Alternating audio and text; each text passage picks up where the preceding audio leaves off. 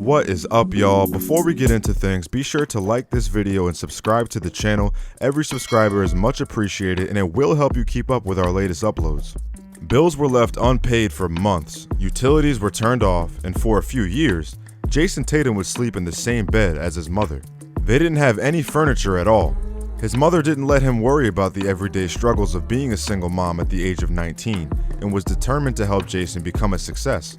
Her goal was always to show him that they were moving towards a good life, but one day, when Jayson was in 5th grade, there was no shielding him from reality. Brandy Cole, Tatum's mother, had moved out of her own mother's house when Jayson was 6 months old because she wanted a life for the two of them. She bought a tiny 2-bedroom, 900 square foot house in St. Louis.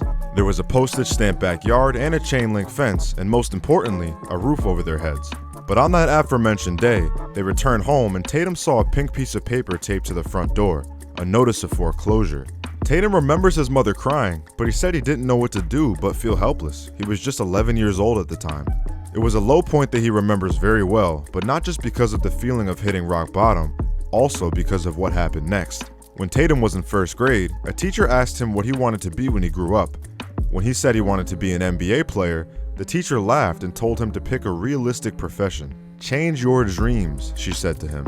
Now, his mother didn't take too kindly to that, obviously, and went to the school the next day to talk to the teacher. She told the teacher, "With all due respect, I don't think it's appropriate to tell him that's something he can't achieve when I'm at home telling him anything he can dream is possible." And the thing is, their 2-bedroom household wasn't about dreaming. It was about executing those dreams.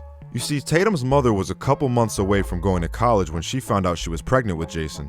But she didn't drop out like many people thought she would. Instead, she gave birth during spring break and was back in class the week after. Then she brought baby Jayson to class with her. Undergrad, law school, business school, he kept coming to classes with his mom. He used to lay across the foot of her bed while she studied and tell her that he never wanted to read those kinds of books. He wanted to play basketball. And she replied, "Well, you better work really hard." So he did. Every morning, he'd pop his head into his mom's room at 5:30 in the morning, tell her he was leaving, and went off to the gym for a 90-minute workout before class. His high school coach, Frank Bennett, said Jayson was already there every morning before he showed up. And the only day he took off was after they won the state championship. That was his only day off.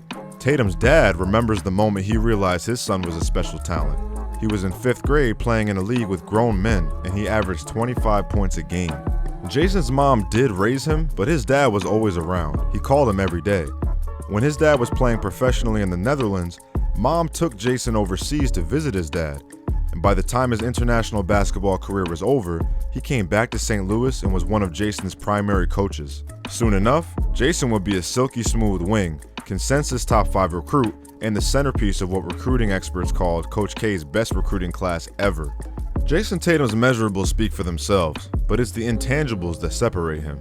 ESPN analyst Jay Billis remembers seeing Tatum right before Duke's preseason pro day and noticed how ridiculous his skill set was. He figured at the time that Markelle Fultz and Lonzo Ball might be drafted before him, which they were, but he was one of the first to know that he was undoubtedly the best player in that draft. Rewinding back to 5th grade, Jayson's mother did exactly what she said she would.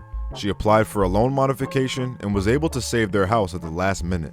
That lesson of overcoming, of putting in the work with the hope that the dividends will someday pay off, is a lesson that Tatum has internalized. The 5 a.m. alarms, the 250 shots he put up every morning before high school, all of the little things are what led him to where he is today, leading his Celtics team to the NBA Finals.